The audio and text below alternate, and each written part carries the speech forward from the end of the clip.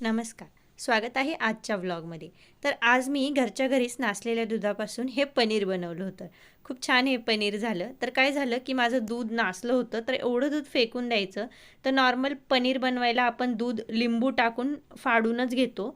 तर माझं हे नासलं होतं, तर म्हटलं चला यापासून पनीर बनवूया. तर थोडंसं दूध तापवलं, की जेणेकरून त्याचं पाणी आणि जे आपलं छेना आहे, पनीर आहे, ते सुट्टं-सुट्टं व्हायला.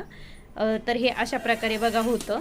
त्यातून पाणी एकदम वेगळं होतं आणि आपले जे फॅट्स असतात, पनीर असतं ते पूर्ण वेगळं होतं. तर अशा प्रकारे मी गाळून घेतलं चाळणीने. खूप सोपी प्रोसेस आहे घरी पनीर बनवण्याची. आणि हे गाळून घेतल्यानंतर एक थोडंसं पाणी टाकून थोडंसं क्लीन केलं आणि त्यातलं सगळं पाणी गळाल्यानंतर हे फक्त मी बांधून एक 7 ते 8 ते 9 तास एका वजनाखाली फक्त बांधून आपल्याला हे सर्व ठेवायचं आहे. तर बाहेर भेसळयुक्त पनीर खाण्यापेक्षा ही अतिशय सोपी पद्धत आहे. दूध तापायला ठेवा, त्यात लिंबू टाकून ते फाडा आणि अशा प्रकारे जो छेना आहे तो वेगळा करून बांधून एका वजनाखाली ठेवा, म्हणजे तुमचं घरच्या घरी पनीर तयार होईल.